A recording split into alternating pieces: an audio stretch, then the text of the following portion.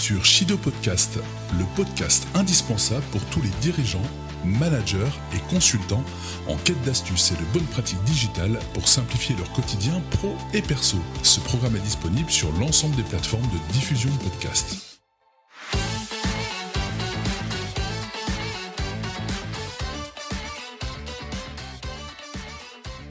Bonjour et bienvenue dans ce deuxième épisode de Shido Podcast. Je suis Raphaël et aujourd'hui nous allons plonger tête la première dans un univers fascinant où l'efficacité règne en maître, les agendas numériques et la prise de rendez-vous en ligne. Préparez-vous à découvrir des outils puissants pour sculpter votre emploi du temps, des plateformes efficaces pour proposer des rendez-vous et des astuces géniales pour maîtriser votre agenda et maximiser votre productivité. Vous êtes prêt à devenir le super-héros de la gestion du temps ? Alors ne manquez pas cet épisode. Je vais commencer par vous parler des outils pour gérer vos agendas numériques. Il en existe de nombreux, mais nous allons en examiner quelques-uns, chacun ayant ses avantages et ses inconvénients. Le premier dont je veux vous parler, c'est Google Agenda. Il fait partie de l'univers Google Workspace et il a de nombreux avantages. Premier avantage, il est gratuit, il se synchronise avec d'autres services comme par exemple Gmail pour les mails, Google Meet pour les rendez-vous en visio. Il est également connecté avec Google Maps et pourra vous créer un temps de trajet directement dans votre agenda avant le rendez-vous en question. Ça vous permettra de bloquer un moment de temps de déplacement. C'est très simple à faire. Il permet aussi des partages faciles avec d'autres personnes, comme vos collaborateurs ou votre famille par exemple. Et puis bien sûr, on peut y mettre des alertes pour un rappel de rendez-vous 10 minutes avant le rendez-vous par exemple. Côté inconvénient, il peut manquer de fonctionnalités avancées pour les professionnels qui nécessitent pour le coup d'un compte Google. Donc, c'est un petit inconvénient. Si on fait un tour du côté de Microsoft Outlook, l'avantage, c'est intégré avec la suite Microsoft. Bien sûr, la gestion des emails se fait de manière naturelle parce que depuis le début des emails, beaucoup de gens utilisent Outlook pour gérer ses mails.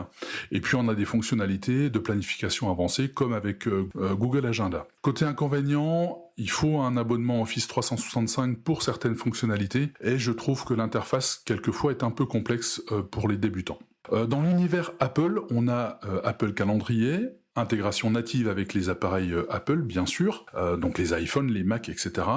C'est facile d'utilisation, le partage est simplifié, bref, c'est très intuitif et ça fait le job quand on veut avoir un agenda simple d'utilisation. Côté inconvénient, c'est limité à l'écosystème Apple. Et on a un manque de fonctionnalités, je trouve, par rapport à Google Agenda ou à Microsoft Outlook. Un quatrième dont je vais vous parler aussi, qui est peu connu, mais qui a des avantages sympathiques, c'est Framagenda.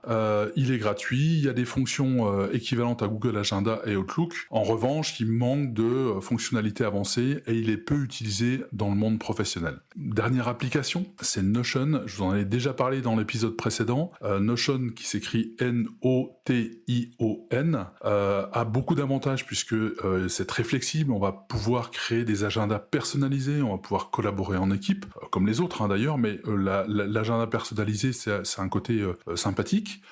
Les inconvénients, c'est qu'il faut quand même bien maîtriser, je trouve, les outils numériques, car la courbe d'apprentissage pour une utilisation avancée est relativement longue, c'est pas très intuitif, et Notion nécessite un certain niveau de personnalisation. Pour ma part, j'utilise au quotidien Google Agenda avec des agendas différents selon mes besoins. J'ai un agenda pro, j'ai un agenda perso, j'ai un agenda avec mes suivis de temps chez mes clients. Ça me permet de mettre le temps que je passe systématiquement avec chaque client ou chaque mission. Et puis j'ai des agendas partagés avec des partenaires. Voilà, ça me permet de proposer directement un créneau pour une visio sans avoir à demander si telle ou telle plage horaire est disponible dans nos deux agendas. C'est très rapide et très efficace.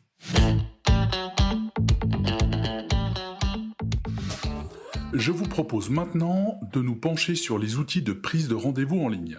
Alors, quel est l'intérêt de ces outils ? Eh bien, de vous permettre de proposer des dates pour une réunion, par exemple avec plusieurs participants, ou encore de permettre à vos contacts de vous proposer des moments en ayant accès directement à votre agenda. Si on fait le tour des solutions performantes, nous avons Calendly, qui s'écrit C-A-L-E-N-D-L-Y.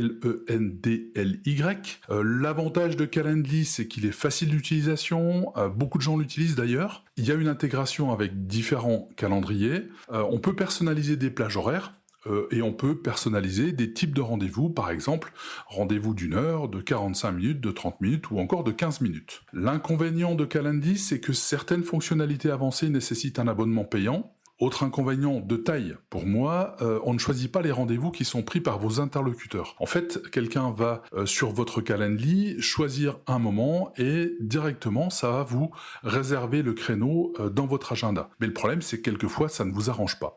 Donc pour moi, c'est un inconvénient. Vous avez Doodle aussi. Doodle est très connu et très utilisé, ou du moins était très utilisé. On le voit de moins en moins arriver maintenant sur les plateformes. L'avantage, c'est une planification de groupe qui est simplifiée. On va pouvoir l'utiliser de manière gratuite avec quelques outils de base.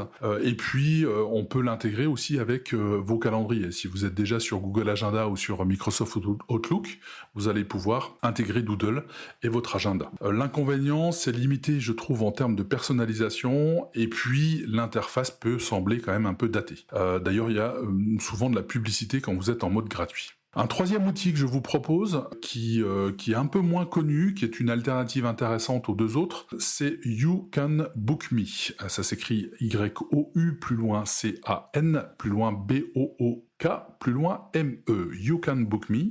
C'est une solution qui est beaucoup moins connue en France. L'avantage, c'est qu'on va pouvoir personnaliser de manière avancée sa prise de rendez-vous. Vous pouvez faire de la gestion de rendez-vous en équipe, bien évidemment, hein, comme les autres. C'est intégré aussi, alors ça c'est un petit plus, avec des plateformes de paiement. C'est-à-dire que vous pourrez éventuellement proposer à vos clients des rendez-vous qui sont réglés par avance par ces mêmes clients.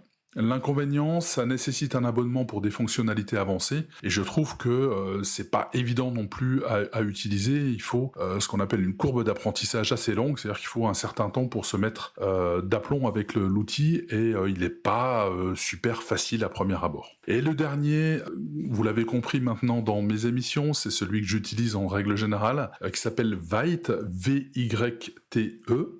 C'est un outil que j'ai découvert il y a quelques années et que j'utilise vraiment tout le temps. L'avantage, c'est de la prise de rendez-vous rapide, c'est l'intégration avec Google Calendrier ou Outlook. Le fonctionnement me convient parfaitement. En fait, lorsqu'un contact me propose des plages de rendez-vous, j'oblige mes contacts à me proposer au moins 2 créneaux. Comme ça, c'est moi qui choisis au final le bon moment dans les différentes propositions de mon contact. Parce que effectivement, il peut très bien vous proposer un créneau qui est très proche d'un autre créneau horaire, d'un autre rendez-vous, et ça vous permet pas d'avoir suffisamment de temps pour préparer votre futur rendez-vous, par exemple. Donc, c'est vrai que c'est pas mal parce que vous avez plusieurs propositions et c'est vous qui choisissez celle que vous souhaitez. Côté inconvénient, il y a certaines fonctionnalités avancées qui nécessitent un abonnement premium.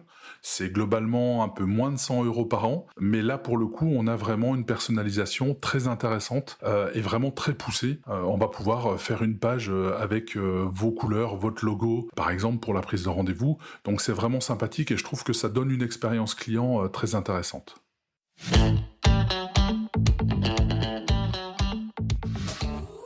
Maintenant que vous avez choisi le bon outil d'agenda, le bon outil de prise de rendez-vous, que vous soyez dirigeant, manager ou consultant, voici quelques bonnes pratiques pour pouvoir vraiment gérer son temps de la manière la plus efficace possible. Une des bonnes pratiques, c'est la planification. C'est vraiment le b.a.-ba pour libérer votre esprit. Vous planifiez des rendez-vous ou des moments de travail dans votre agenda et vous les oubliez.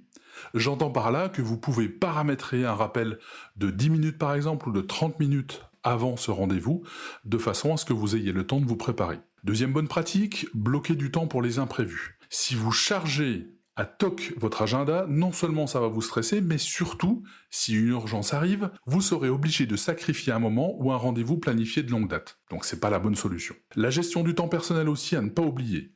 Bloquez du temps pour vous-même. La gestion d'une entreprise, d'un service ou d'une équipe peut être intense, mais il est essentiel de préserver du temps pour vous.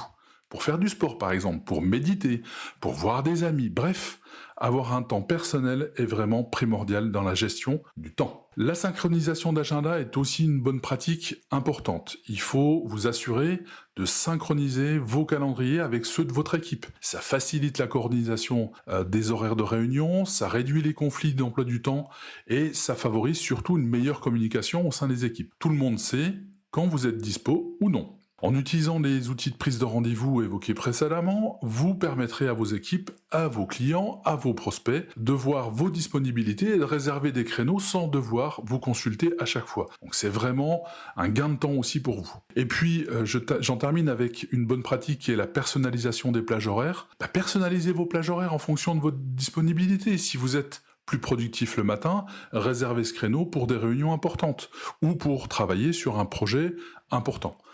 Cette personnalisation permet vraiment d'optimiser votre emploi du temps.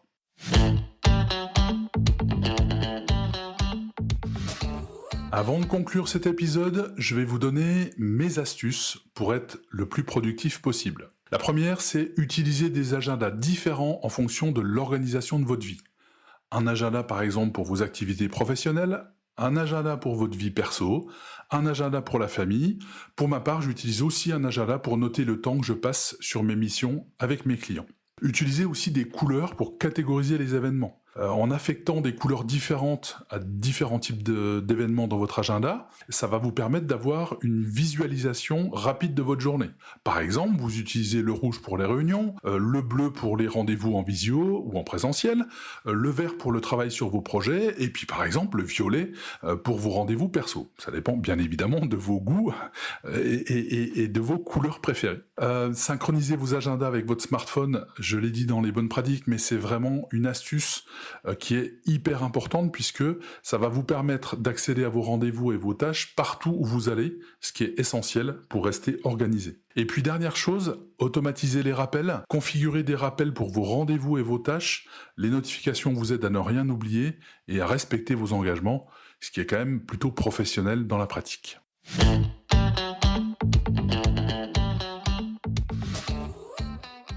On arrive à la fin de cette émission et si vous entendez ce message, c'est que vous avez écouté notre nouvel épisode jusqu'au bout. Et pour ça, un grand merci. Vous pourrez retrouver tout ce que je vous ai partagé aujourd'hui dans l'article de blog sur mon site Shido Conseil. Vous retrouverez également le lien dans la description de cette émission. Je vous retrouve très vite dans une prochaine émission. D'ici là, n'oubliez pas de vous simplifier la vie avec le digital et je vous dis à très vite.